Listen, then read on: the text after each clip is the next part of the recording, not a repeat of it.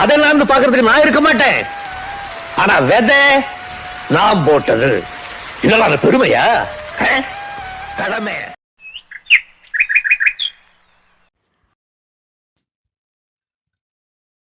அனைவருக்கும் அன்பான வணக்கங்கள். நமது வாழ்க்கையில் பல மனிதர்களை நாம் சந்திக்கிறோம். அதில் சிலர் நமக்கு வியப்புக்குரியவர்களாகவும் வித்தியாசமானவர்களாகவும் இருக்கிறார்கள். அப்படி நான் சந்தித்த ஒரு வித்தியாசமான மனிதரை அப்படியே சிந்தனையில் விட்டுவிடாமல் புனைவாக மாற்றி உங்களுடன் பகிர்ந்து கொள்வதில் மகிழ்ச்சி. இன்றைய கதை நேரத்தின் கதை பகுதிக்கு செல்வோம். அது ஒரு மாலை நேரம். அந்த பகுதியிலேயே அதுதான் பெரிய காய்கறி கடை. மக்கள் அலுவலகத்திலிருந்து வரவங்களும் பள்ளிக்கூடத்திலிருந்து குழந்தைங்களை கூட்டிகிட்டு வரவங்களும் வண்டியை நிறுத்திட்டு காய்கறிகளை கூட்டமாக வரிசையில் நின்று வாங்கிக்கிட்டு இருக்காங்க. எப்போதுமே நவீனுக்கு அந்த காய்கறி கடையில் அந்த வித்தியாசமாக தெரியக்கூடிய அந்த நபராக அந்த தாத்தாவை தெரியும்.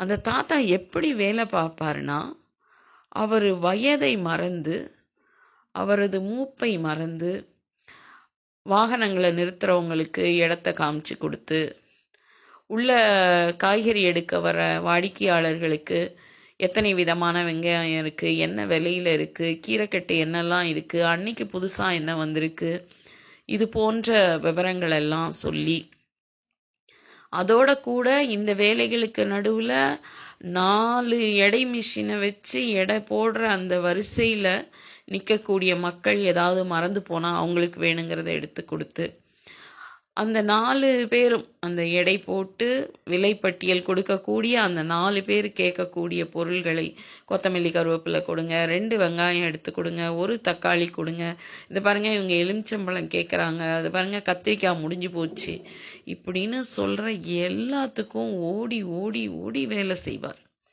நவீனுக்கு ஆச்சரியமாக கூட இருக்கும். இந்த மனுஷன் காலில் சக்கரத்தையும் முதுகில் ரெக்கையும் கட்டிக்கிட்டு இருக்கிறாரோ அப்படின்னு தோணும். ஒரு இடத்துல பார்க்கறதுக்குள்ள இன்னொரு இடத்துல இருப்பார். சில சமயங்களில் கொஞ்சம் வருத்தமாகவும் இருக்கும். இந்த வயசான காலத்தில் அவர் ஏன் இப்படி வேலை செய்கிறாரு அப்படின்னு. இப்போ இருக்கக்கூடிய ஊடகங்கள் தந்த ஒரு சித்திரத்தில் அவர் ஏதோ ஒரு ஏழை விவசாயியாக இருந்திருக்கக்கூடும், அதனால் இப்படி இங்கேயும் அங்கேயும் ஓடி ஆடி வேலை செய்கிறாரு அப்படின்னு நவீனுக்கு தோணும்.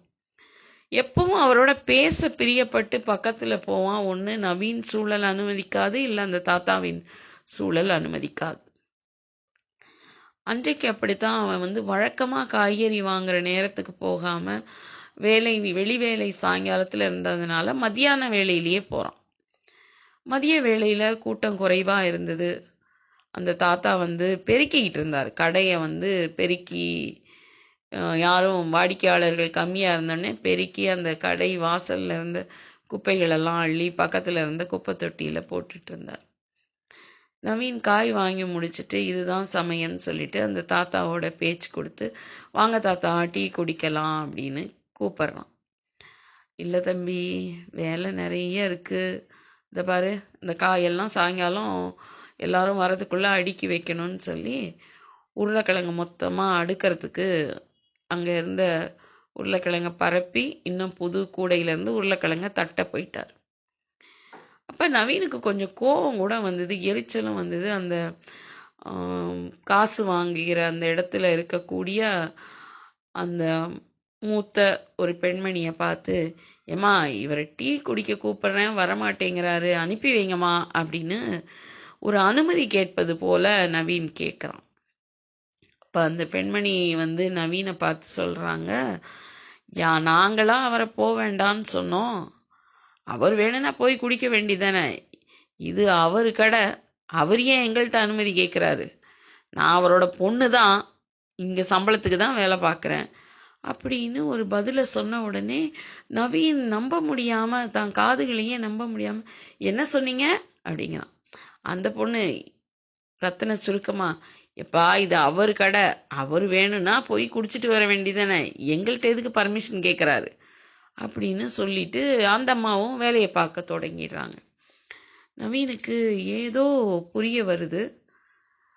தன் சொந்த கடையிலேயே தன் சொந்த கடையினுடைய வளர்ச்சிக்காக வேலை பார்க்கக்கூடிய அந்த தாத்தாவினுடைய உழைப்பும் ஆர்வமும் இவனை ஆச்சரியப்படுத்துது. ஏதோ ஒரு விஷயத்த, வாழ்க்கை பாடத்தை அது சொல்ல வரா மாதிரி நவீன் சிந்திச்சுக்கிட்டு இருக்கும்போதே தாத்தா டீ தட்டோட வந்துடுறாரு. இது நாங்களும் டீ குடிக்கிற நேரம் தான் தம்பி, வா நீயும் குடி அப்படின்னு நவீன் கையிலையும் ஒரு டீயை கொடுத்துட்டு, கடையில் நவீன் மட்டும்தான் இருந்தான், எல்லாருக்கும் டீ கொடுத்துட்டு அந்த சூடான டீயை தன்னுடைய வேலைக்கு மத்தியில் சுவாரஸ்யமாக குடித்து கொண்டிருந்தார் தாத்தா. நன்றி, வணக்கம்.